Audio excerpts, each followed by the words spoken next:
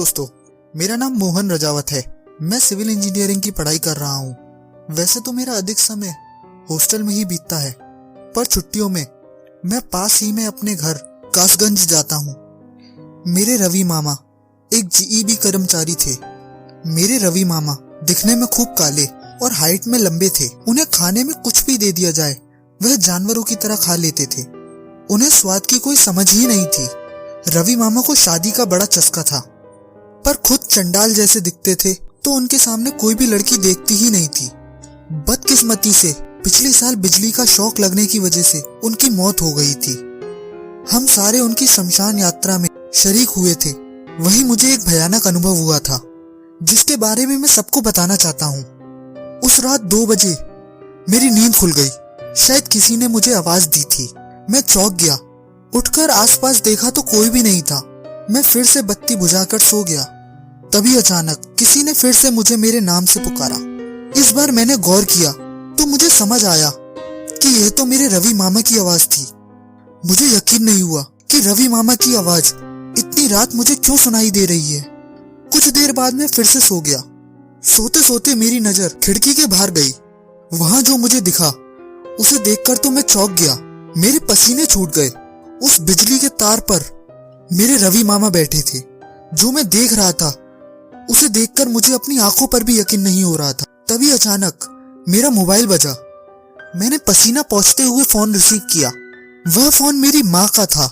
माँ ने रोते हुए मुझे कहा कि तेरे मामा की शॉक लगने से मौत हो गई है, तू हो सके उतना जल्दी हॉस्टल से घर आ जा।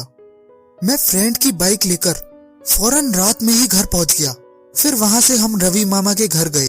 वहां उनकी अधजली लाश देखकर मेरे तो रोंगटे ही खड़े हो गए। मेरे पापा वहीं थे। मैंने उन्हें पूछा कि ये सब कब हुआ। पापा ने बताया कि करीब 3 घंटे पहले तेरे मामा बिजली के फॉल्ट को ठीक करने के लिए खंबे पर चढ़े थे।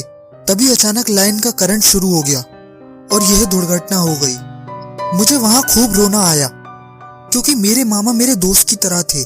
मैं उनका खूब मजाक भी उड़ाता था, पर वे कभी बुरा नहीं मानते थे और मेरी हर परेशानी में मेरा साथ देते थे। फिर मुझे अचानक हॉस्टल वाली घटना याद आ गई। शायद मैंने रवि मामा के भूत की ही आवाज सुनी थी और खिड़की के बाहर तार पर भी मुझे रवि मामा का प्रेत ही दिखा होगा।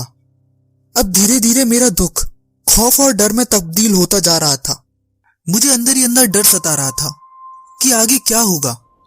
अगले ही दिन रवि मामा की अग्निदह विधि थी। वहां मैं भी गया।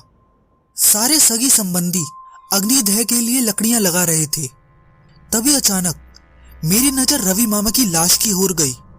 मैंने देखा कि रवि मामा के हाथ के पंजे में कुछ हरकत हुई। शायद उनका पंजा मेरी ओर उठा और हाथ से मुझे पास आने का इशारा किया। यह सब देखकर मैं पागलों की तरह चीखने लगा। सब सगे संबंधी दौड़कर मेरे पास आ गए।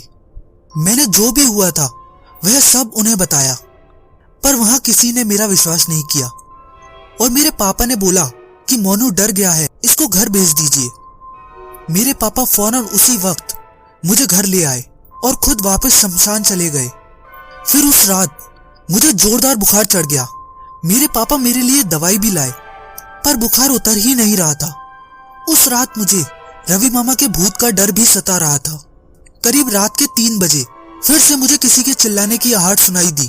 फौरन मेरी आंखें खुल गईं। मैंने देखा कि मेरे बिस्तर के पास रवि मामा बैठे हैं। उनका आधा चेहरा जला हुआ था और वह मेरी ओर देख रहे थे। उनका भूत देखकर मेरी जवान हलक में अटक गई और सांस भी फूल गई। मैं बेतहाशा कांपने लगा। कुछ देर बाद रवि मामा ने अपनी जेब में हाथ डाला और कुछ निकालकर मेरे बिस्तर पर रखा। फिर अचानक उनका भूत एक झटके में कहीं गायब हो गया। मैं तो वह सब देखता ही रह गया। मैंने तुरंत बत्ती जलाई और बिस्तर पर देखा तो वहां 16 जीबी की नई पेन ड्राइव पड़ी थी। अब मेरी बात मुझे समझ आ चुकी थी कि क्यों मेरे रवि मामा मरकर भी बार बार मेरे पास आकर मुझसे बात करना चाहते थे। उन्हें मुझको मेरी गिफ्ट मुझे सौंपनी थी। 2 दिन पहले मेरे रवि मामा मेरे हॉस्टल आए थे और मेरे एग्जाम में अच्छे मार्क्स लाने पर खुश होकर उन्होंने मुझसे वादा किया था कि वह मुझे नई पेन ड्राइव गिफ्ट करेंगे। और हंसते हुए मैंने उन्हें कहा था कि इस बार कोई बहाना मत बनाना, मर भी जाओ तो भी मेरा गिफ्ट मुझ तक जरूर पहुंचा देना। मेरे रवि मामा ने मरकर भी अपना वादा निभाया। उस दिन मुझे पता नहीं था कि कुछ दिन बाद मेरे रवि मामा का साथ हमेशा के लिए छूट जाएगा। तो दोस्तों, आज के लिए बस इतना ही। अगर आपको हमारी वीडियो पसंद आई हो तो लाइक करें, कमेंट करें और सब्सक्राइब करना ना भूलें। तब तक के लिए शुक्रिया।